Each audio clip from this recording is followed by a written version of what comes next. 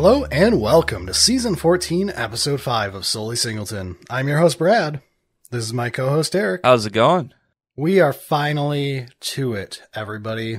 We are at the Zendikar Rising and Commander Legends Postmortem double feature episode thing. Yeah, this is a big one. It's a big one. So before we get into it, I just want to thank everybody who sent in their reviews for cards. I appreciate you all. I appreciate more so the people who sent in an email for each set, which let me organize things easier. Thank you even more. For everybody else, fuck you. Why didn't you send in an email? If you didn't play any cube and you're here for the advice, don't worry, I'm not yelling at you. I mean, you are, but you know, you're just not a nice person, so. That's true. I'm yelling at you, but you shouldn't take offense. Yeah, you shouldn't take offense. It's just how Brad is. It's not you, it's me. All right, but that's enough screwing around. Let's get into this thing. So without any further ado, let's hit the topic. Sounds good. All right, before we start talking about this card by card, I do want to talk about the setup for this. We spent about 3 to 4 hours reading through emails, which were fantastic and I'm thankful for. Yeah, I mean, it's great that we had that many people give their feedback on it so that we could actually hopefully have a decent amount of information to talk about on this.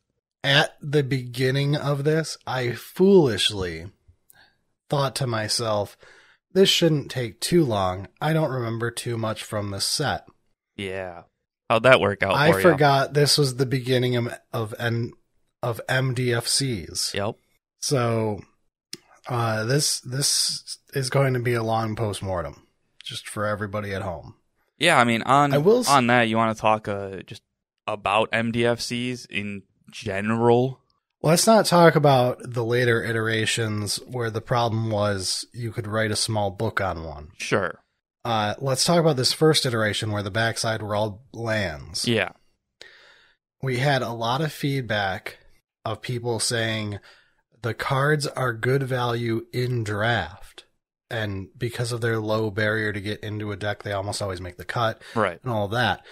But a lot of people said they've cut the vast majority of them because they're not worth the cube slot for something that 80% of the time got played as a bad land and 20% of the time got value. Right. Yeah, it's one of those that like everybody was like, yeah, they're good in the decks that play them, but probably not worth it in the cube because it doesn't do anything useful for the cube that other cards couldn't do better.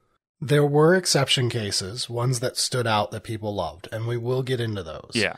But like even the bad ones were like, yeah, it's still land. It'll still be played in the deck probably. And so I definitely see why a lot of people were sour on them in their reviews. It was not a bold or hot take as many of you thought it was going to be. It turns out you all had about the same feeling after playing with them. Yeah, which is fair. I mean, it makes sense that, like, because the slot in the cube does matter. Like, there's only so many cards in your cube, so each one has to pull its weight. We've mentioned it before with trying to put in things like Gitaxian Probe and stuff like that. The problem is how easy it is for your brain to go, I could just cut it. It's not like it really does anything, even though it's super efficient. Right. Yeah, like it's making the decks, like it's going to get played, but what's it doing for the cube? And that's kind of the same thing of these MDFCs that have the lands on the back, because, yeah, it's going to get played, but like, how is it actually helping the cube? And most of them, not so much. There's a few. We'll get to them, but... All right, but let's start things off with Zendikar Rising. Yeah, I guess we can just start at white.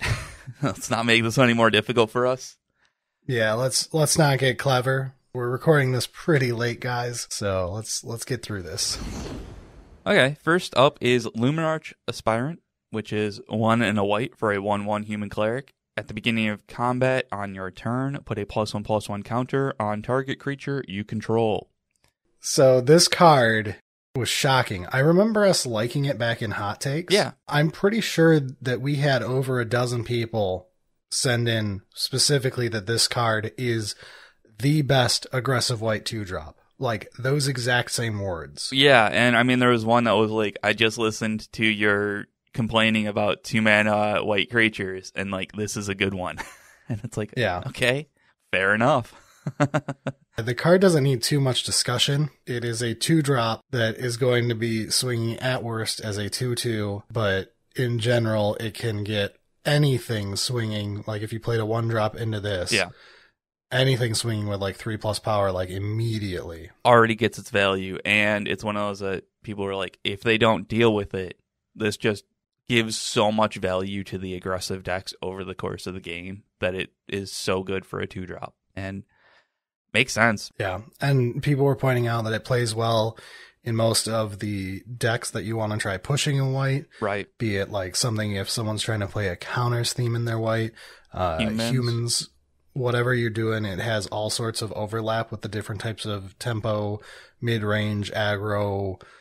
All of that is so happy to see this card. Yeah. So it's just a valuable role-playing 2-drop. Yeah, and the fact that like you can put your +1/+1 counter on the evasive things if you're playing more tempo style on that, it just kind of fills the spot in a lot of decks that are on the more aggressive end. And the worst play pattern with it is still respectable of you play it out main phase 1, turn 2, you make it a 2/2, and then at the beginning of your combat on turn 3, it's a 3/3 the first time it swings. Yeah, it's following curve. Like, it's fine. Yeah.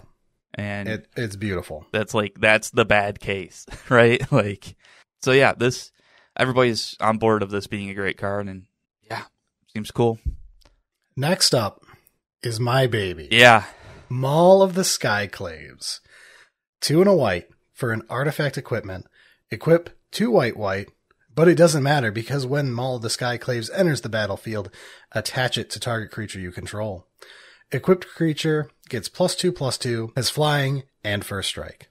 Yeah, I mean, this is one that you were pretty excited about even when it came out. I called it in hot takes. I said this card looks sweet. I was right. It's amazing. I am smart. Everyone else agree with me. Yeah. Thank you. I could read the card. I mean, basically everybody's just like, this is a fantastic white aggro mid-range, whatever. Like, if you want equipment, this is a good one in white. Yeah, we had people saying it was up there with Embercleave, Wargear, Jite, Heirloom Blade as like the top tier, not sword list of equipments. Yeah, and a lot of people brought up like, oh, it plays really well with Stoneforge, and it's like, okay, yeah, it's an equipment, thanks. I appreciate you telling us about that, but we don't need to break Stoneforge. Yeah, we had multiple people talking about like, just think of like the average case where you're playing it like turn 2 beater, turn 3 maul, yeah, hit them with a truck, and then demand they remove it, but you already got value out of the first swing. Yeah, and then you're just winning from there if you re-equip it. One of the things that somebody brought up for a different card that we might get to later, I don't know, was high equip cost when it's offset by being equipped when it enters the battlefield is a really interesting way of pushing these types of equipments for like a design aspect, because like it does the thing once and it can be pushed to do that thing, but like afterwards you're going to have to pay higher for the equip cost, and it just works well. It kind of gets into Batterskull. Yeah. And like why Batterskull worked a decade ago. Right, the whole living weapon thing of like it's kind of auto equipping. Yeah. And it makes sense because it does let the card push power because the equip cost is higher, but it's offset because the first time you're getting it. So and I like that because it makes sense with Maul of the Skyclaves on why like the equip 2 white isn't that big of a deal. All right, shall we go from grade A to grade A? Yeah, next up is Skyclave Apparition, 1 white for a 2/2 core spirit. When Skyclave Apparition enters the battlefield, exile up to 1 target non-land, non-token permanent you don't control with converted mana cost 4 or less. When Skyclave Apparition leaves the battlefield, the exiled card's owner creates an XX blue illusion creature token, where X is the converted mana cost of the exiled card. I think this is another one that basically everybody was on board with right away. Yeah. And the reviews for it essentially tell you as much, which is every card in your cube is going to be better than the token this gives in the worst case where it dies immediately. Right. It's always devaluing your opponent's stuff. And when they don't remove it, it's just flat out removing it, which is fantastic. Yeah. And like it's exile, which is its own thing. There were a few people that were like, yeah, white is still like a cost, but this is probably the best Banisher Priest variant. So, and it makes sense that as cubes continue to have higher and higher threats at lower CMC, the fact that it's 4 or less isn't as big of a deal because it does its job.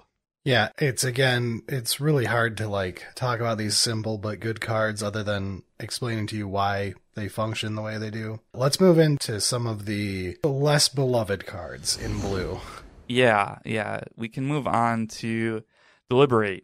1 in a blue for an instant, scry 2, then draw a card. This was, I mean, you know if you want this card, was one of the quotes. And it's like, yeah, I guess. It's nice that it's common. Yeah. But we got versions after this that were just this but better. Yeah. So it's one of those that, like, it's a fine card, but, like, you're never going to be really excited about it. Moving on very quickly, we have an MDFC in Glasspool Mimic and Glasspool Shore for the back half. Glasspool Mimic is a 0/0 shapeshifter rogue with you may have Glasspool Mimic enter the battlefield as a copy of a creature you control, except it's a shapeshifter rogue in addition to its other types. And the backside is Glasspool Shore, which is an ETB tapped land that taps for blue. Yeah, I mean, 3-drop Mimic. Okay, cool. Yeah, a lot of people said it got played pretty equally as the land or as the 3-drop clone. Which is good. I mean, that's kind of like where I want those MDFCs to work out is like, yeah, it plays reasonably on both for what you want it to do. I will say the reviews were pretty mixed on it. Some people said they were pleasantly surprised. Other people were happy with the balance it saw on when it was played one way versus the other. Other people were underwhelmed by what they wanted it to be. Yeah, and it's one of those, like, it seems like a lot of people were interested in it, and then the MDFC nature of, like, they tried a bunch of them, made this Glasspool Mimic lose some value just because they started hating MDFCs. Hating is a strong word, but started to devalue them in their cube list. Yeah.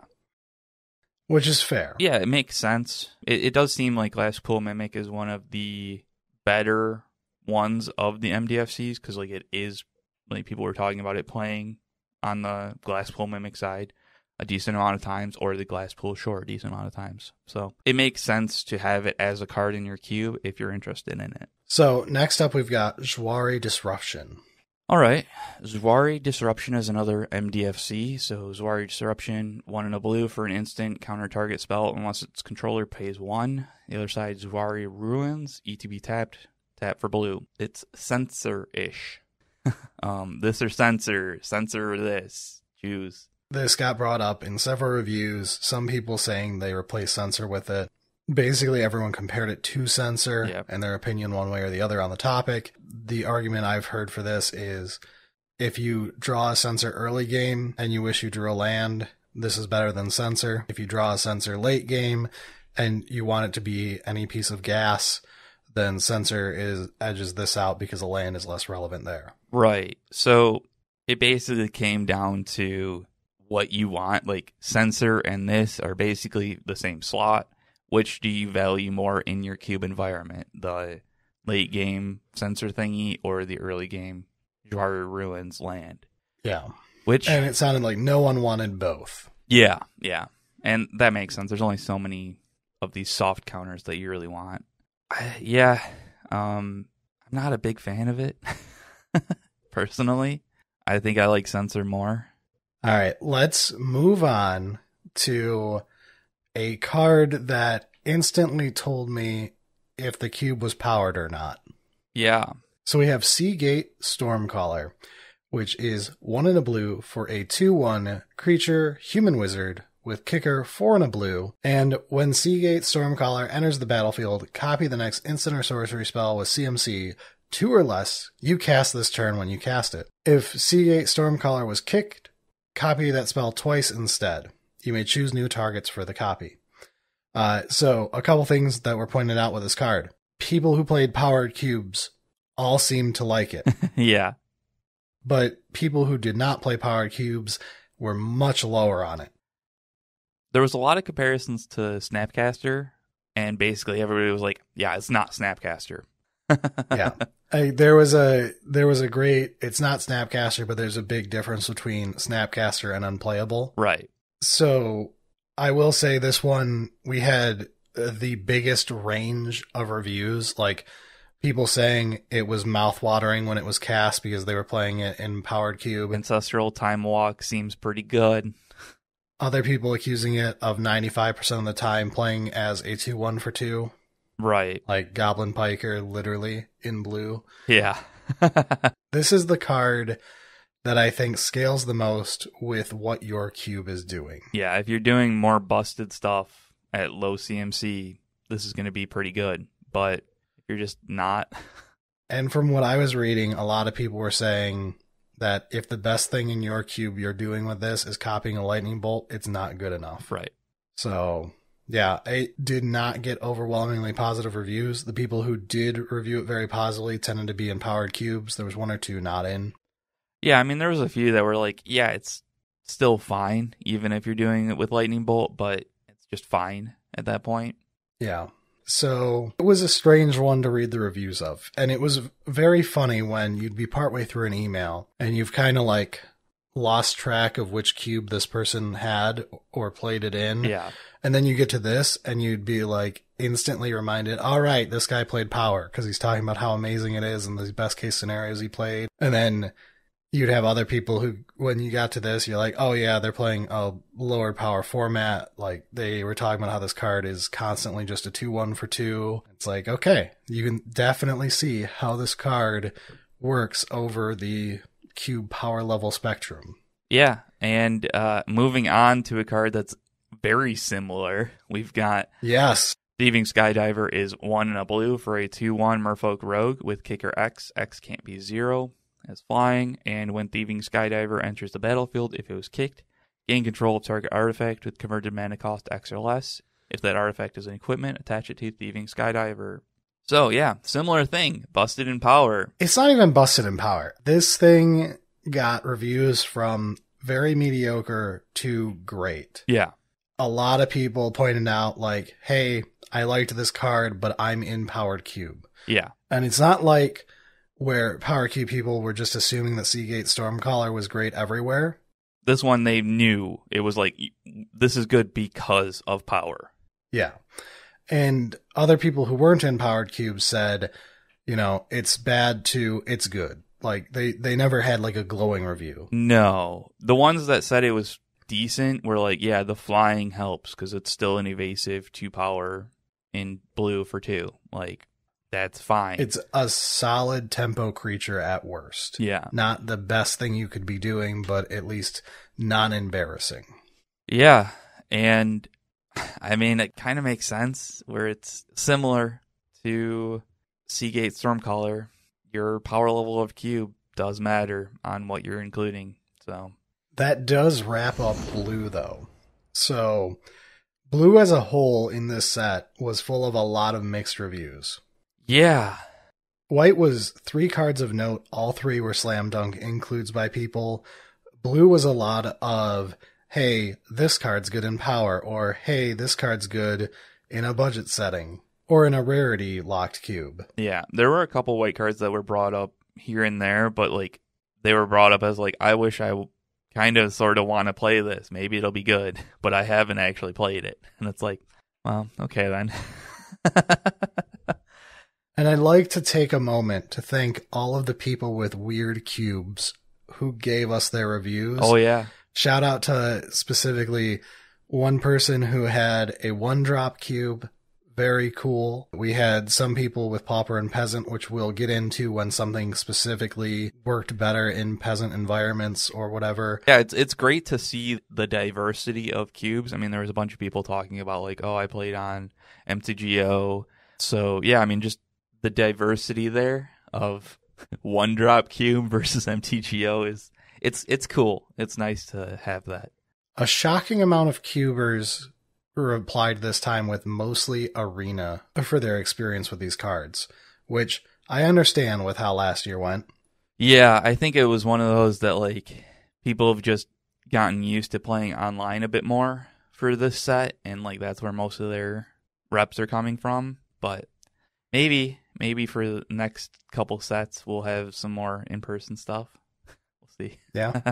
As we move on, I expect the shift will go back the other direction over time.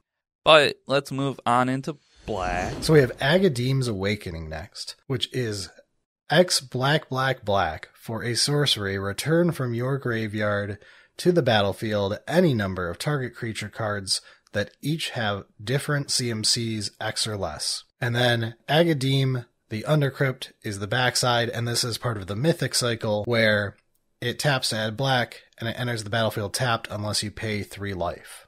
Yeah, so this is the first one of these we're mentioning because the only people who mentioned the white one said it was bad, and no one even mentioned the blue one. Yeah, no one did bring up the blue one. I didn't think of that. Fair enough. This one did not get glowing reviews either, though. It was more mixed, but yes. This one was argued by a couple people as great in their Aristocrats deck, as like a 5-drop / land. Yeah, there was talk about it being okay in lower power cubes of just like valuing type thing. Yeah, but one thing was very common, which was people who thought they were going to play it as like a reanimator thing were horrendously disappointed in it and would never end up liking it. Yeah, which is very fair. I would not recommend this for a reanimator thing. Yeah. I have to say, I'm not huge on it. I know some of the patrons who I talk to regularly enjoyed it when they played with it in their own cubes, but it depends on what you're supporting in your cube and if you think this is worth the land slot for black. Right. And I've heard some people argue it's their favorite of the black lands, at least at its printing, whether or not that continued to be the case now. Right. I guess that kind of makes sense, because, like, Agadeem's Awakening can be pretty useful late game. Yeah. It's kind of like Volrath's in that way, right, where Volrath isn't a great land, but Volrath, when you get value out of its active mode, it becomes like the dream scenario where you're really grinding that value. Yeah. This is going to be it's a mediocre land in 8 games, and then on game number 9 suddenly it's doing the dream. Get the perfect draw moment with it and you save your game. Yeah. Which I get that, and altogether it's probably debatable. Altogether is like, this is not an amazing card, but it could be good in some cubes if you're interested in it. You know? Like, yes. I guess we can move on to the next one. We've got Blood Chief's Thirst, which is a single black for a sorcery with kicker 2 and a black. Destroy target creature or planeswalker with converted mana cost 2 or less. If the spell was kicked, instead destroy target creature or planeswalker. This one got pretty good reviews, but there was definitely some that were like, this isn't amazing. It does have its clunkiness. Through the lens of it being a role-playing removal spell, I'd say its reviews were fantastic. There was a lot of people saying how great it was and how they think it's going to be in cubes for a long time. People who were down on it kind of wanted it to be more than it is because it's a sorcery 1-drop removal spell. Right. The kicker mode being a huge part of why it's so good, though, because you could turn 1, get rid of the Mana Dork or the Goblin Guide or whatever. Right. In your control deck, or you could draw it late and remove that value planeswalker. Yeah, there was a lot of talk about it being solid, but expecting it to get better as more and more cards get printed, specifically planeswalkers that are low on the drop 2 CMC that are powerful and in cubes. Yeah. So I'd say this one got as good of a review as a generic removal spell can. Right. Let's move on to our old joke from the Hot Takes episode that got ruined by the internet. Null Priest of Oblivion is 1 and a black for a 2/1 creature vampire cleric.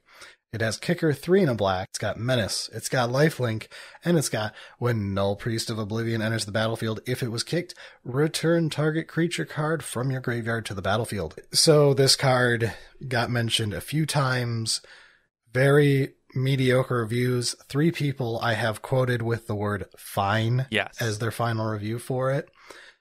Multiple people said it will never, ever, ever get kicked. It is only a 2/1. Yeah, there was definitely a lot of like, don't let the kicker distract you. This 2/1 for 2 with menace and lifelink is why you're here. Yeah. That's not a terrible spot. Like, fine is where I would put that, and it seems like everybody agrees. Fine. I did see multiple reviews mentioning that they had cut it for a newer card, which is absolutely okay in my opinion, specifically because of how much more of a glowing review the next card got. Yeah, next up we've got Skyclave Shade, which is 1 and a black for a 3/1 shade with kicker 2 and a black. Skyclave Shade can't block. If Skyclave Shade was kicked, it enters the battlefield with 2 +1/+1 counters on it.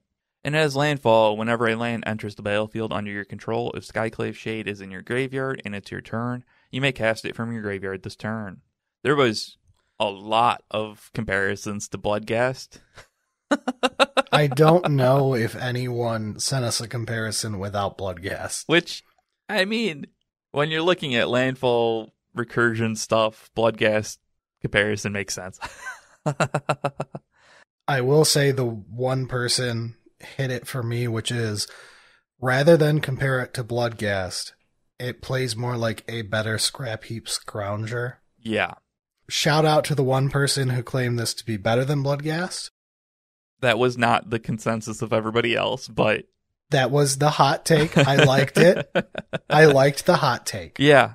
Yeah, and I mean if it's doing that well in your cube, then awesome. I can see the argument of this does come back as a fat 5/3. Yes. Like, Bloodghast is not going to be doing that part. Yeah, there was a lot of people that were like, yeah, the kicker on this matters. Like, you're going to use the kicker eventually.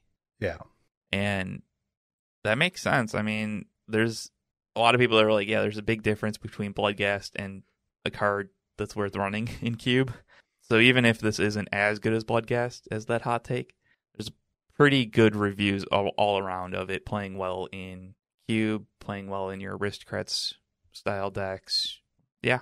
Yeah, it was interesting how Seagate Stormcaller had the exact same thing with Snapcaster as this did with Bloodghast, but the big difference is the spell quality in a powered cube varies wildly, whereas with a card like this, it seemed very universal in everyone's interpretation of it, because it tended to be like, if you want a recursive black creature, which most cubes want. Especially nowadays.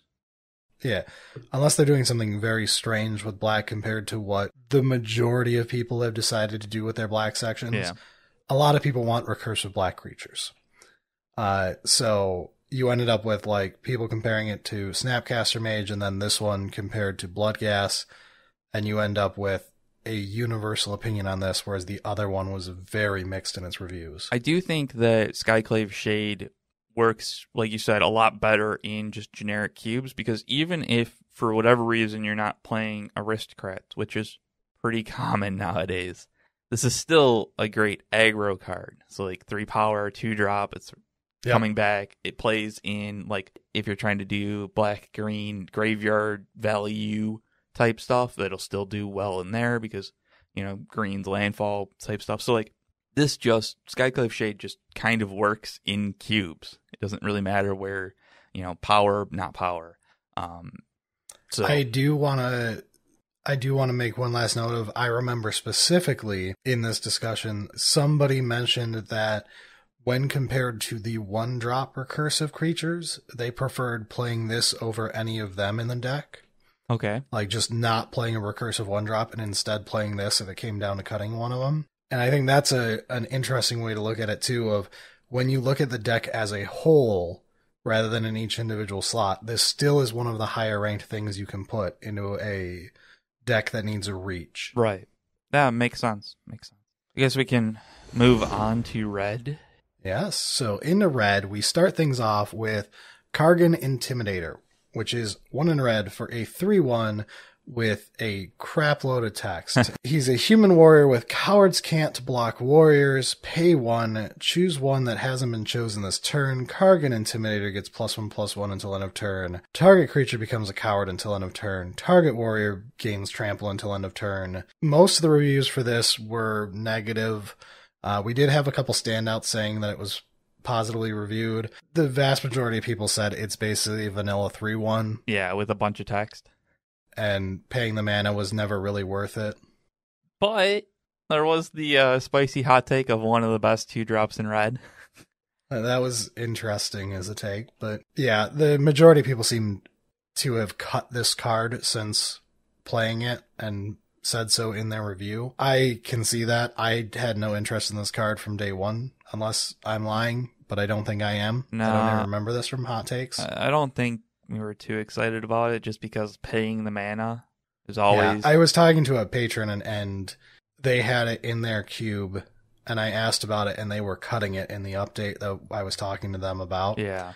I was like, okay, that I had no idea this card existed in the back of my mind, so sure. Yeah, I mean, it's probably not going to be bad. Like, it's still 3-power 2-drop in an aggressive red deck that'll do its job, but it seems like most people have kind of moved on to other things.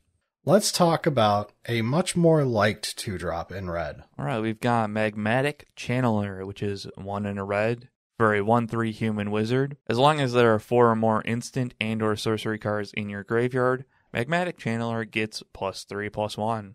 You can tap, discard a card, to exile the top 2 cards of your library, then choose one of them. You may play that card this turn. This was quite positively looked at. There was a lot of comparisons to Tarmogoyf, which is odd because I'm not a huge fan of Tarmogoyf in cubes, but I guess a red Tarmogoyf is more interesting. There was also talk about it being a good overlap card in red, like it's doing a lot of things that red wants to do in the different aggro discard type stuff. Yeah, because that was one that got brought up a lot, is how well it played both in a spells-heavy control deck and an aggressive deck with a lot of burn, and in an aggressive deck in general. I did enjoy it's perhaps the best looter in cube. I'm going to assume they meant Rummager, though. Most likely. Because it's red shifted, I could see some argument that red needs this effect more than blue. Right. Like, I don't even think that's the hottest of takes. Like, what else do we have for looters? You've got actual literal Baby Jace, a newer card that I'm not going to count. Any of the actual loots, I feel, are better just because of how loot plays compared to Rummage, in my opinion. But, like, I get what you're saying. Like, in red, the effect is better just because, like, you're more limited to what you're doing. And this one does become a 4/4 at a certain point to beat face. Yeah. And even if it doesn't, again, you fall back on it's doing something for the color that it does not get access to normally. Right. Well, not well. Altogether, it's just Magmatic Channeler seems like a solid card. Like it's doing the job well as a 2-drop red creature. Yeah. All right, let's get into something for the paupers and the peasants out there. Let's talk about Fireblade Charger first here. Okay. It's an uncommon. It's a 1/1. I believe Christian was high on this in hot takes. I'm not sure. It sounds vaguely familiar. My memory is awful. Yeah. So, Fireblade Charger is a single red mana for a 1/1 creature goblin warrior. As long as Fireblade Charger is equipped, it has haste. When Fireblade Charger dies, it deals damage equal to its power to any target. This was reviewed by several people in Peasant Cubes saying that it was fairly good as a 1-drop. Yeah, there was a lot of talk about like trying to push the equipment deck and this being very good in that equipment deck, like when it's coming together. Which I am a fan of, because I've been looking into doing something with equipment decks in Boros in my own cube, and specifically in the budget cubes. Yeah. Just to spice things up, because Boros tends to bore people a lot. Yeah, and I mean, I am a big fan of the when it dies, deal damage to any target equal to its power. Like, sometimes you just want to hit them in the face with some damage. So that's cool. Another one that was brought up in similar lists to Fireblade Charger was Scavenged Blade, which is 1 and a red for an artifact equipment. When Scavenged Blade enters the battlefield, attach it to target creature you control. Equipped creature gets +2/+0, and equip 2 and a red. This is a common. So this is the one that I had talked about previously, where a lot of people were like, the equip cost is high. 2 and a red is not something you're particularly thrilled by. But since it ETB attaches, it works out pretty well. It does the job first, once, and then later on in the game you can do some stuff. So yeah, and specifically following Charger or something, this can get really strong in those lower power settings that rarity lock cubes tend to be. Right. There was one that was like, this is fine, but I hope to replace it with better. And that makes sense, especially because we're getting more and more colored equipments. Yes, the future. Yeah, they can push this even further.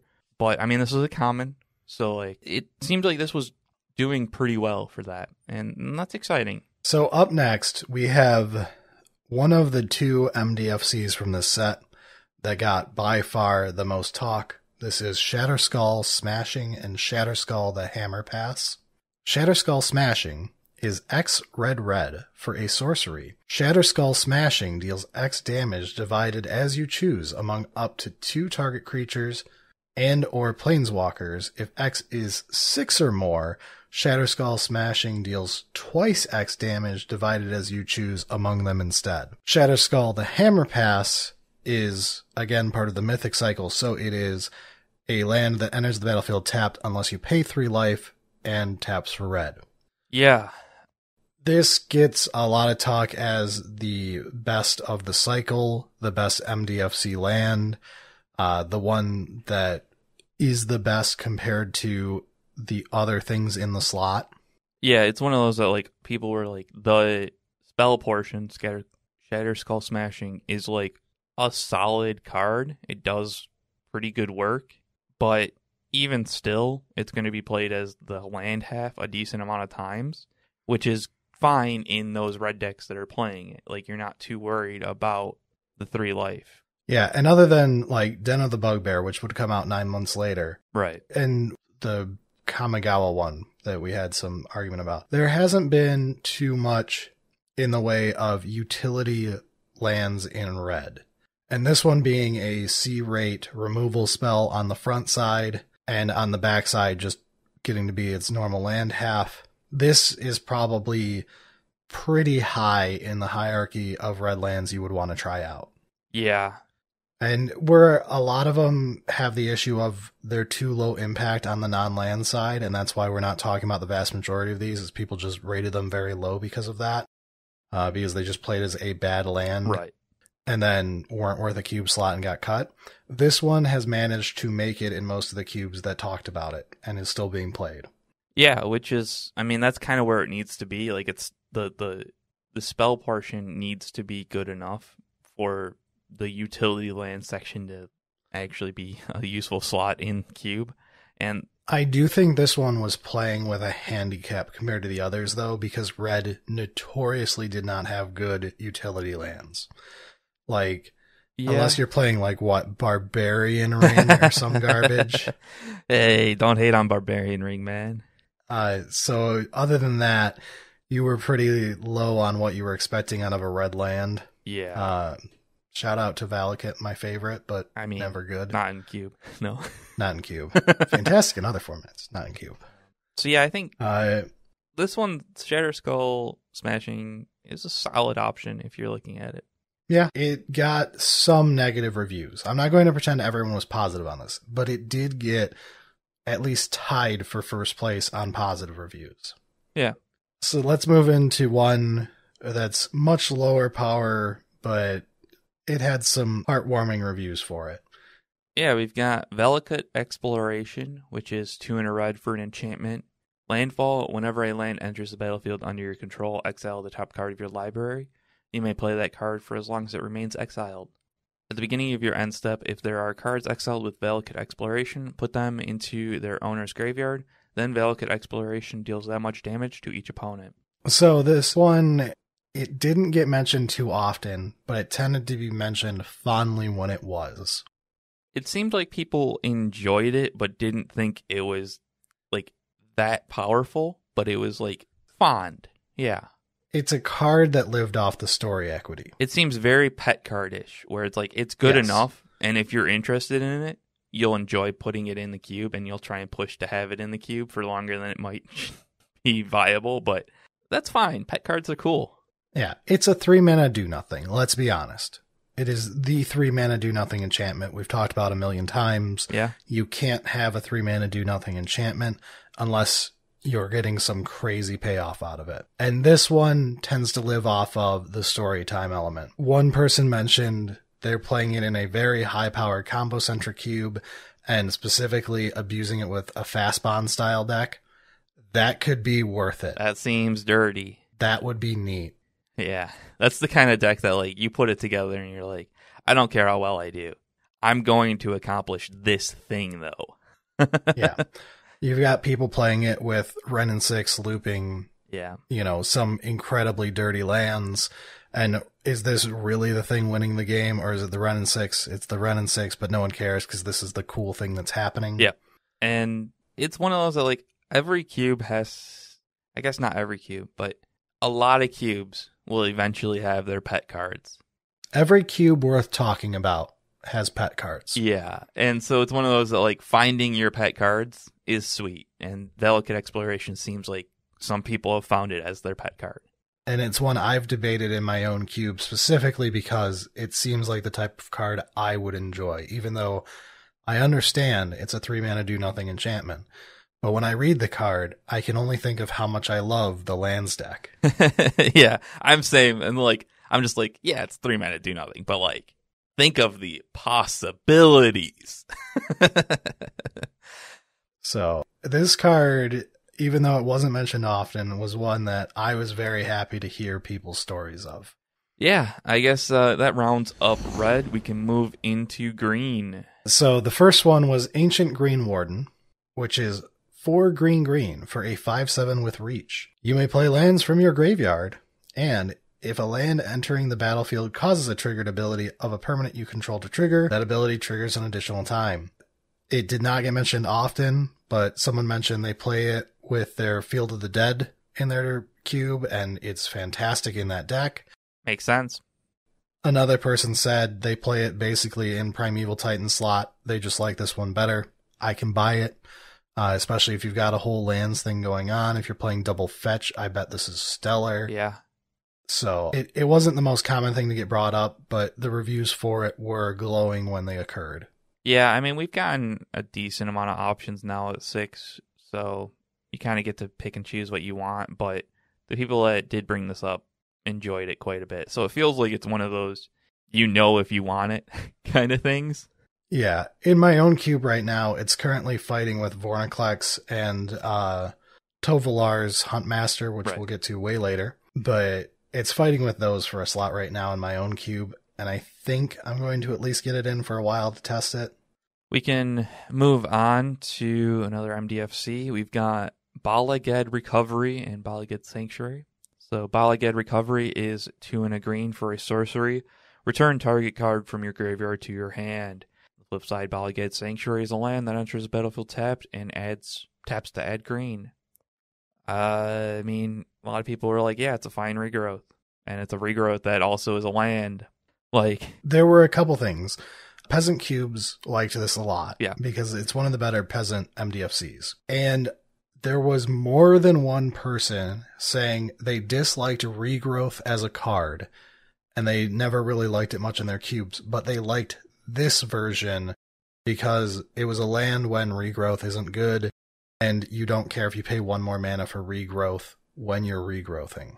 Which is fair. I mean, I've actually always kind of hated regrowth as well. It's a card that, in my opinion, it is grandfathered into its status. If it came out nowadays, it'd be less beloved. Right, like, it's still good, but, like, I completely understand people being like, Bollighead Recovery plays better in my cube than Regrowth, because I like the tapped land when Regrowth would be bad, and I don't really care about paying 3 for the Regrowth effect. So yeah, and Peasant Cubes seem to just like it in general. Yeah. So one of the more interesting ones, you want to talk about the next one? I am shocked at how well this actually turned out for people. Inscription of Abundance, 1 in a green, for an instant, with kicker 2 in a green. Choose 1. If the spell was kicked, choose any number. First, put 2 +1/+1 counters on target creature. Then there's target player gains X life, where X is the greatest power among creatures they control. And then there's target creature you control fights target creature you don't control. I was surprised by how many people not only gave it good reviews, but like actually gave it reviews. Like, it didn't seem like this would be a card that a lot of people would even test. I don't know if this was in like the Arena Cube or something, and that's why so many people actually got surprised by it and actually gave it a shot in the first place. Yeah. But it showed up more often than I expected. I remembered liking this card when I first read it, although I am a whore for fight cards. Yeah, it was like, you bring up any fight card that's interesting. 'Cause I like fight, goddammit. Yeah. But I was shocked at the unanimous glowing reviews for this card. A lot of people said that its main mode is 2 mana, instant fight, but because of the kicker version that drowns in value, it's actually worth playing that card. Yeah, I mean, there was one person that was like, that thought the 5 mana was like the main mode, and then you use the fight when it's needed as 2 mana. Yeah. And it's just because at 5, it does so much to alter the board state. And yeah, you put 2 counters on something, you gain a bunch of life, and then you kill something. Yeah, like that changes the board state and the game state quite a bit for just 5 mana. And, I mean, having the 2 mana fight to deal with things is quite nice. It seemed like this was just generally well liked, no matter what. Like, I mean, it's a rare, so it can't be played in. But no matter who was reviewing it, was like, yeah, this is a good card, and people should be trying it. Being a green pseudo combat trick instant too. Yeah, it's heartwarming, since that has been something we've always wanted to be good in Cube, like the giant growth in air quotes. That there's never been ones printed that are strong enough, and this gets like that slot pretty well filled out. Yeah, I mean, every time something like that comes up where it's like, hey, I want a combat trick that is good enough in Cube, this one seems to be it's not really a combat trick, but like it is at the same time. Yeah, Inscription of Abundance just seems good, and it fills a lot of what I've been looking for in green. I would probably mark this as the sleeper hit of the set. Yeah. Which, by the way, everyone who sent me their review and named their sleeper hit of the set, a lot of you named cards that 20 other people went, this was obviously the best card in the set. Yeah. And it's always very entertaining when you have a bunch of blind submissions from everybody, how their thoughts all line up with each other, where someone's, I can't believe I didn't think this was going to be good and then it was great. And someone else was like, this was obviously going to be great, and it was great. Yeah, right. I always am amused by how everybody lines up on which one they thought was the sleeper and which one they thought was like the slam dunk from the start. It's very entertaining to see how people's hot takes line up with their review at the end. Right. But I think Inscription of Abundance is, maybe the sleeper of the set, but definitely give it a shot. All right, let's move on to my favorite dirtily boy here, Kazandu Mammoth.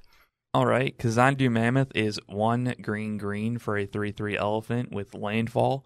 Whenever a land enters the battlefield under your control, Kazandu Mammoth gets +2/+2 until end of turn. As a backside, Kazandu Valley, which is a land that enters the battlefield tapped and taps for green. So, of the MDFCs at rare, I think this was basically everybody's pick for them. Yeah, I mean, there was not an overwhelmingly glowing review, though.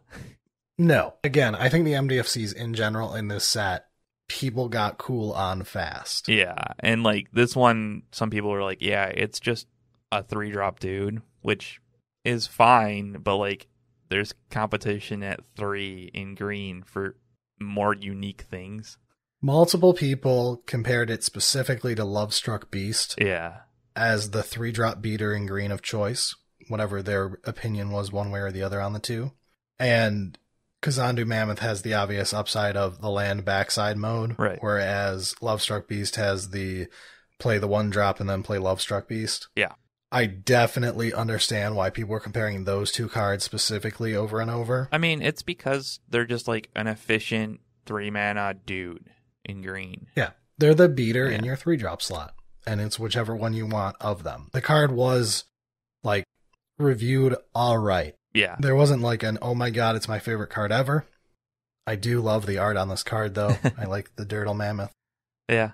But it's not like the most beloved card ever, but it was a solid role player for a lot of people. A lot of people said ended up cutting it to test something else in the green 3-drop slot. Your classic story of what happens with most generic beater options. Yeah. Jade Light Ranger is the other one that I think of in the back of my mind. Filled the exact same role. We played it for a while, replaced it for something else. Yeah, I mean, it's one of those that, like, your 3-mana beater in green, there's a lot that are good enough to fill the slot if you want it. And you just kind of pick and choose, because you don't want that many of them. So, Kazandu Mammoth seems to fill that role fine, but not everybody wants that role filled, and there's a bunch of other options. Yeah. Let's go on to the most confusing card in green. Yeah. Tangled Florahedron is 1 in a green for a 1/1 creature elemental with tap, add a green. The backside is a land that enters the battlefield tapped and adds green, Tangled Veil. The card did not get reviewed kindly by basically anyone. A couple standouts that did review it positively. Some people identified it as a necessary role player who you're never happy with, but is always doing a good job despite that. My favorite example was someone gave the perfect thing, in my opinion, which is, it is the worst 2 CMC mana dork. They gave the exact quote of, when you cast Florahedron, you feel fine. When you cast Paradise Druid, you feel great. That about sums it up, honestly. We're like, Florahedron does its job. It's the one that's defending you against your worst case scenarios. Yeah. And I mean, that's flexible. Yes, but it's very low on the top end of things compared to the alternatives in the slot. Yeah, the impact of this is not great. And like, there are some pretty decent other options out there. There are. So I definitely see why this one got constant, like, I won't even call them mixed, just flat out, like, from negative to tolerated reviews. Yeah, I think this is the kind of card that, like, some people will like it just because of the fact that it can turn into the land. Right. The people who fear worst case scenarios rated it more highly as, I'm not thrilled with it, but it does the job it's supposed to do. Yeah. And then it got a lot of negative reviews from people who thought it was going to be some type of hot shit. Yeah, and it's like, well, I don't care about like the worst case scenario. I want the middle road to have a higher ceiling. Yes. Which makes sense. And I mean, that's just different feelings on what you want your design to be. So, all right. So it's time for us to talk about the other half of the two most beloved MDFCs. Yeah, we've got Turn Timber Symbiosis and Turn Timber Serpentine Wood. Turn Timber Symbiosis is 4 green for a sorcery. Look at the top 7 cards of your library. You may put a creature card from among them onto the battlefield. If that card has converted mana cost 3 or less, it enters with 3 additional +1/+1 counters on it. Put the rest on the bottom of your library in a random order. And Turn Timber Serpentine Wood is a land that ETB's tapped unless you pay 3 life, and it taps to add green. The mythic green MDFC for this set. So, of the MDFCs in this set, the 2 that stood out were Shatter Skull Smashing and Turn Timber Symbiosis. Which makes sense. Yeah. They both have the correct, you play it as a land in most cases, except for when it is correct to play the front half. And the front half is good enough to be correct a decent amount of times. It's a splashy enough card that it makes you want to play it. Yeah. whereas a lot of the cards didn't have enough splash on the front face to make you not just play them as a bad land a lot of the time. This one was probably like 1 or 2 people in the final tally worse than Shatterskull on positive reviews, but it had some great arguments for why they liked it. Specifically, at least multiple people mentioned that they used to play Tooth and Nail as a combo card and replaced it with this long term because Tooth and Nail is you see it in the opening hand and you mulligan. Right, because it's just -1. Yeah. This you see it in the opening hand and whatever, it's a land this game. Yeah.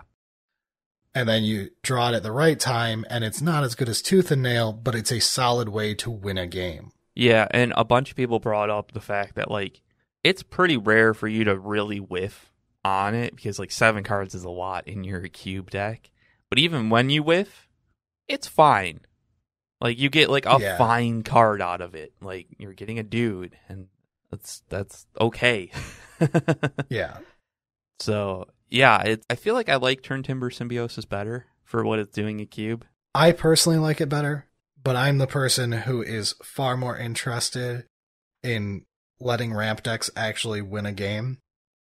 Yeah. Who properly understands that ramp has a lot of losing battles in cube. Yeah. It's just a very frail type of deck. So let's finish up green then and move into a real quick look at multicolor and colorless. There's not much here to talk about. We'll start things off with Omnath, Locus of Creation, which is red, green, white, blue for a 4/4 legendary creature elemental. When Omnath, Locus of Creation, enters the battlefield, draw a card, and it has a landfall trigger of whenever a land enters the battlefield under your control, you gain 4 life if this is the first time this ability is resolved this turn. If it's the second time, add red, green, white, blue. If it's the third time, Omnath deals 4 damage to each opponent and each planeswalker you don't control. This is noteworthy because it's probably the only 4-color card that's ever gotten positive reviews.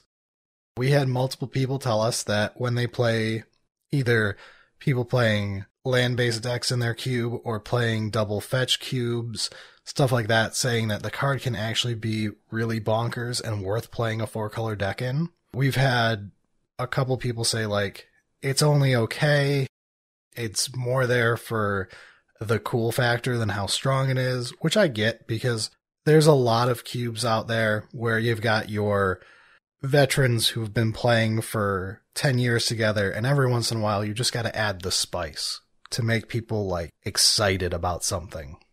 Yeah, I mean, it's one of those that in cubes we don't really have a lot of options at 3 or more different colors. Like, yeah, it is clearly like the only 4-color card we're probably ever getting that's worth cubing with. Yeah, so it's nice to have it as an option and to have it play at least good enough to be an option. I mean, there was some comparison to like Golos for the 5-color nonsense decks, but yeah, I mean, it's just one of those that, like, I like it as an option. I'm not certain I'll ever try and push for it in cube, but I could see it playing pretty well for the people that do like that. I could definitely see us playing it. Like, yeah, it's not a, oh my god, the new hotness. No. It's a, I want to spice things up for a certain deck. Let's throw Omnath in the update and tell everybody, you know, like, you could try to do Golos and Omnath for a crazy 5-color land deck. Yeah. See what they do with it. And, I mean, you're also trying to push the double fetch thing. So, yeah, in that point, all coming together, I could see it. But if you're expecting Omnath to play like it did in Constructed, I think you're going to be disappointed. Well, that's always the case with anything that requires a solid constructed land base to function. Right. There's a reason we aren't playing Valakut in cubes. Yeah. So, yeah, Omnath is neat. I guess we can move on to the lands. So the pathway cycle basically seemed like it played fine. Honestly, the important part of this is we bring them up so that you guys don't think we forgot them. Yeah. Nobody really reviewed these. Like, a person or two may have said they played fine, but, like, nobody gave us reviews of these cards. Which is disappointing, but understandable. I kind of liked them as, like, the original iteration of the enemy color fetch lands when they were in standard, and it was just you were fetching one of two basics with them. Yeah. And this is the fixed version where you don't have to search your library and shuffle it. Right, which is just better for gameplay, like, flow, in my opinion. I hate shuffling it time, but I get, like... There is the downside of you don't get 2 land triggers off these, which is quite sad compared to a fetch land where, honestly, in a set like Zendikar, that's why the fetch lands were important, is the double triggers. Yeah, and I mean, that's why, like, the landfall, it all playing together, but... I like the pathways. I'm happy that they exist as an option because not everybody's going to want to play with Fetch Shock Duel. Yeah. And this gives another option to your thing. It is kind of disappointing that they're rares. Like, put this at uncommon, and I think we would have gotten a lot of people bringing it up. It's true. It honestly, it probably could have been. I think it could have been. Without any big issues. Yeah, it's got the simplicity. Yeah, and at that point, like, I think everybody at Uncommon would play them. But I think, they're fine. They'll do fine, even at rare. But we had one more land to bring up, which is colorless. This was Crawling Barrens. Just a land, adds colorless. You can pay for it to put 2 +1/+1 counters on Crawling Barrens. Then you may have it become a 0/0 elemental creature until end of turn. It's still land. I enjoyed the one that was like, it's okay, but replaceable. Yeah. And it's like, well, yeah, it's a colorless land. They're all replaceable. It got some better reviews. Some people basically said colorless Raging Ravine. Which is exciting. We had people who were shocked thinking it was going to be too expensive to use, but because you can do it at end of turn, it works really well. Yeah, a decent mana sink kind of thing. Yeah, so I will say this got better reviews than a lot of colorless lands tend to get. I have it bookmarked for my own cube to try out, but I don't know if it's going to make my final cut. Yeah, I mean, we've got a few more options. I mean, I've got like 20 other colorless lands that I'm staring at. Yeah, that does make it a bit difficult. And there's only so many of those utility colorless lands that you can put in a cube at certain sizes. But Crawling Barrens seems to have been decent enough that it fills the role. Whether you wanted it or not, up to debate. I think that wraps up the main set. All right, into Commander Legends. This is a much shorter review. There wasn't nearly as much talked about by people. There's a lot of Monarch stuff. There was a lot of Monarch talk. This might as well be called the Monarch review. Basically, yeah. So let's zoom through these. You're going to hear a lot of the same words repeated over and over. Yeah, I guess we'll start with Court of Grace, the White Court. Court of Grace is 2 white for an enchantment. When Court of Grace enters the battlefield, you become the Monarch. At the beginning of your upkeep, create a 1/1 white spirit creature token with flying. If you're the Monarch, create a 4/4 white angel creature token with flying instead.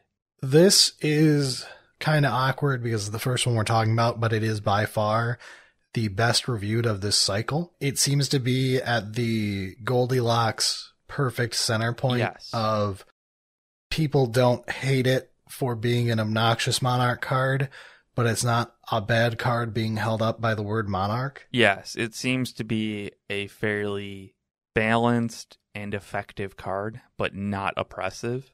There was comparison of like, this is the balanced Palace Jailer. I like that, because Palace Jailer's not fair. And as we're about to get into with several other of these, this one manages to be strong and game winning when you're ahead, and when you're behind, it can help you catch up a bit and stay in it. But it's not like Palace Jailer where you play it out and you can just shift the board completely. Yeah, you can't be too far behind for Court of Grace to catch you up. You have to be like close-ish, which is nice. I mean, that's just kind of healthier play. But we can move on to the blue court, which is not healthy. Yeah, so this one got much less positive reviews. Court of Cunning. 1 blue for an enchantment. When Court of Cunning enters the battlefield, you become the Monarch. At the beginning of your upkeep, any number of target players each mill 2 cards. If you're the Monarch, each of those players mill 10 instead. This got reviewed very few times, none of them positively. Basically, people saying, did you like anime Jays? Or sort of body and mind winning only through mill? Right. You probably don't want this because it's the most uninteractive version of any of these. Yeah, I mean, the people that brought it up were like, yeah, it's powerful. Like, it does that job very well, but holy shit, is that not fun? Yeah, it's a card that either does nothing if you're too far behind, right, or wins the game in 2 turns immediately. Yeah, and it's difficult to interact with. And yeah, Court of Cunning is a problem card. Speaking of problem cards, let's talk about the most talked about card in this set. All right. Fall from Favor is 2 and a blue for an enchantment aura, enchant creature. When Fall from Favor enters the battlefield, tap enchanted creature and you become the Monarch. Enchanted creature doesn't untap during its controller's untap step unless that player is the Monarch. And it's a common. Yeah, so this is the card that I threw into the starter cube because it was super cheap. Yeah. It lasted like a day of the patrons testing it. It was not on the same power level. This card is oppressive. Yeah. It's like, what if Palace Jailer was blue and cheaper? Right. Yeah, I mean, the thing is like Palace Jailer was reviewed better because there was a lot of comparisons to that of like, yeah, Palace Jailer is better, but it's in white. This is in blue. Blue doesn't really need help in cube. Yeah, this card is not okay in any way. Yeah. There were some people positively reviewing it. They tended to play very cutthroat, high power cubes or flat out powered cubes. Yes. Like in the highest tier of cube power level, this card is still one of the best things you can do. Yeah. Which is hilarious because it's a modern printing common. Yeah, I mean, sometimes that happens, but yeah, Fall from Favor is very strong and potentially too strong for your cube. So I would be very hesitant to recommend this to anybody who doesn't know better themselves on whether they'll like it or not. Err on the side of caution with it. Yeah, I mean, I think it'll be quick to know if it's not good for your cube. Like, it'll be pretty obvious that it's not in the same power level. Yeah, in my main cube, there's a chance that Fall from Favor is okay, just very high pick, very strong. Yeah, there's enough other strong things and there's enough answers that, like, probably is okay. There is still the chance, though, that I add it and 3 months later we all have a discussion and decide that Fall from Favor needs to go. Yeah, it's possible. It happened with True Name Nemesis, Yep. where it wasn't that it was the strongest card, it's that it was just flat out unfun. Yeah. And sometimes that happens where it's just like, yeah, this isn't power level a problem, but it's just not what we want the cube to be. Yeah. So, talking about what a lot of people don't want their cube to be, let's move into another problem. What's with blue in this set? Yeah. Hull Breacher. Hull Breacher is 2 and a blue for a 3/2 that I don't have to read to you because you already know it because this thing made some splash in Magic. It has flash. And if an opponent would draw a card, except the first one they draw in their draw step, instead create a treasure token. Yeah. The card is problematic through and through from what people were saying. I have not ever cast this card in my life, and I already know that everyone fucking hates it. I believe it was like quickly banned in Commander. Yeah, there was one review that was like, it's fun in a very not fun way, where it's like, nobody else is having fun. So I had people saying like they run it purposefully with Narset and wheels in powered cubes to become a combo. Yeah, an unfun combo deck in a cube full of unfun combo decks. And that's fair. I get that. Yeah, like if that's what the cube's doing, that makes sense. But otherwise, no. Yeah. No. So let's move on to one for peasants. Feast of Succession. Yeah, Feast of Succession is 4 black for a sorcery. All creatures get -4/-4 until end of turn. You become the Monarch. It's an uncommon. I mean, it was reviewed very positively as an uncommon. Yeah, a lot of people were saying slam dunk for basically every peasant cube. Yeah, which makes sense. They don't have too many board wipe options, and this upside for the 6-drop is pretty nice. Yeah. I mean, it's to the point where in lower power rare cubes, I could see this being your slow board wipe. Yeah, I could see it. If you play your non-4-drop or whatever board wipe, this could be one in a low power cube that still makes the cut. Yeah, definitely. All right, moving on. This set is just full of feel-good cards. Oh yeah, it's just the best. We have Opposition Agent. Opposition Agent is 2 and a black for a 3/2 with flash, and you control your opponents while they're searching their libraries. While an opponent is searching their library, they exile each card they find. You may play those cards for as long as they remained exiled, and you may spend mana as though they were mana of any color to cast them. I enjoyed the one that was like, it's good and powered with tutors and double fetch. Yeah. It's like, wow, that sounds real fun. This one compared to basically 1-for-1 with Hull Breacher, Yeah. on people saying like, it either does nothing and gets sideboarded, Right. or it's oppressive and your opponent fucking hates you. Yeah. Yeah. And that's generally not a good thing for most cubes. So Yeah, I had it penned in for my own cube, and I still kind of want to try it, but I'm now very hesitant after like reading through all these emails. yeah, I don't know, dude. The feel bads are very bad. You know what I mean? Like there's different levels of like, this sucks, and it's like, This is beyond plow under. yeah, this is one of the worst kind of feelings where it's like, We've gone past Pox, we've gone past plow under, we're into flat out. Why did I even shuffle my deck? yes. And sometimes that's okay. Sometimes that's just what the cube's doing. It's, you know, it's a bunch of those types of things. But most cubes generally don't want that. Yeah. And this one, it's kind of awkward because there was multiple people who said you end up sideboarding it a lot because when it's a 3/2 flash, it's not good enough. Right. It has to hit in order to be good, at which point someone's not having fun. So do you want that? Right. My answer is usually yes, but I understand it. We can move on to a Planeswalker. Tevesh Zat, Doom of Fools, is 4 and a black for a Planeswalker with 4 starting loyalty. He has a +2, create 2 0/1 black Thrall creature tokens. He has a +1. You may sacrifice another creature or Planeswalker. If you do, draw 2 cards, then draw another card if the sacrifice permanent was a commander. He has -10, gain control of all commanders. Put all commanders from your command zone onto the battlefield under your control. And he could be your commander, and he has partner. So a lot of that is useless text, but he has a +2 that makes 2 0/1 Thralls and a +1 that lets you draw 2 cards from sacking a creature. Yeah. So this card got reviewed pretty infrequently, but it got mentioned multiple times as someone's favorite black 5-drop Planeswalker and like finally getting one that's good. Yeah. It was all based on the +2/+1. It's just making dudes for the Aristocrats deck or being a free sack outlet with a very strong upside for sacking. Yeah, and I mean, we've been trying to get black 5-drop Planeswalkers for a while to be like good and fun. I'm past that point where I've given up on black 5-drop Planeswalkers. Yeah.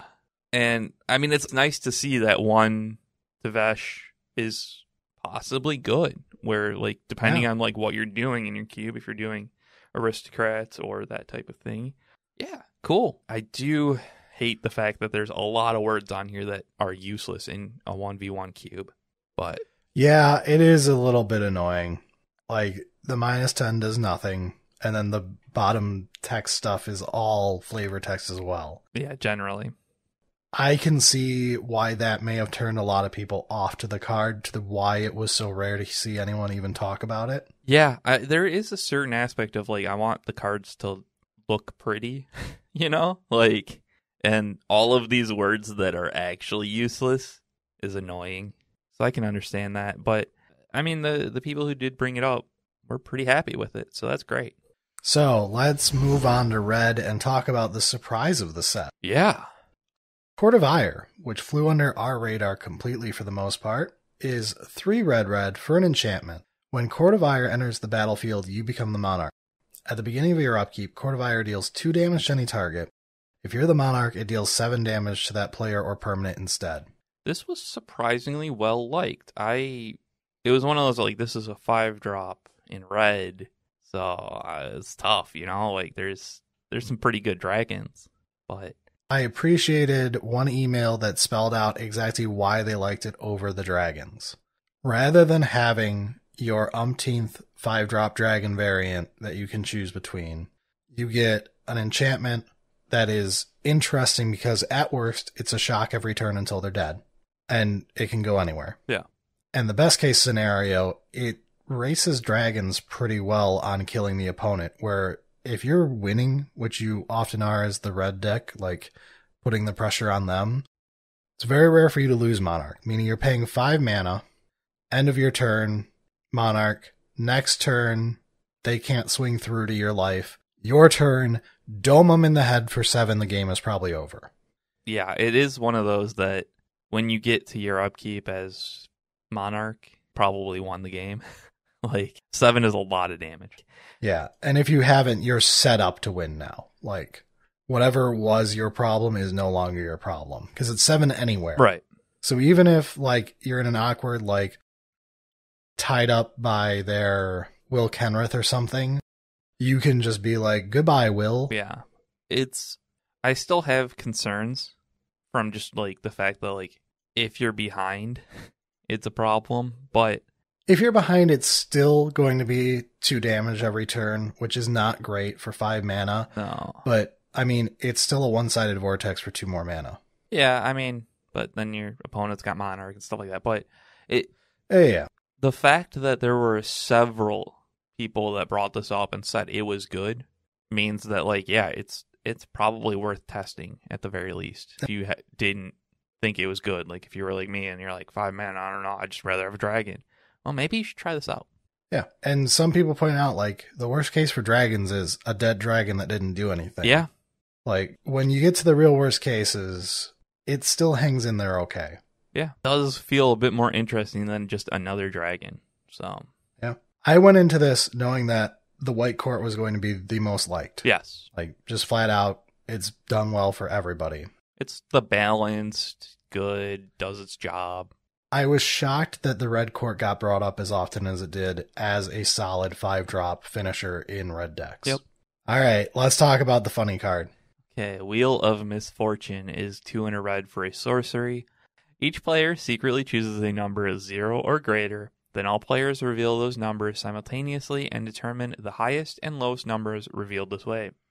Wheel of Misfortune deals damage equal to the highest number to each player who chose that number. Each player who didn't choose the lowest number discards their hand, then draws 7 cards. I liked this card originally, but thought it was kind of like memey. Yes. I think everyone has come to like the same conclusion on it of it is passable in power. It's there mostly for the fun factor. Yeah. It is the wheel only for the aggro deck. Like, that's who's going to care about this. That or like a combo deck that's all in. Sure. And because it's a one-sided wheel, it's very safe for the aggro deck to just dome you, and then go, I'm going to pay 14 life to wheel and end the game. Yeah, which is cool, but is also kind of disappointing to me because, like, part of the draw for this card is that, like, gamble aspect of, like, the sub-mind game of what are you going to choose, what am I going to choose kind of thing. And, like, when you're playing this correctly, there isn't really a choice, right? Like, you just do the right choice. Yeah, a lot of people are going to choose 0 when they realize they're against the aggro deck who can choose more than them. Yeah. Just so that you don't get gotcha'd if they choose 0 to dome you with it. Yeah, because they're like, oh, if they choose, you know, like 5, well, I've got a lightning bolt and this in the hand, and I just, you know, win the game. Like, whatever. I don't know, dude. It's fine. It's a wheel. Like, it seems fine. I like it better than actual wheel. This card is cool. Yeah. So, shout out to Wheel of Misfortune for being interesting, but not as cool as I wanted it to be when you get to, like, the actual game theory behind it.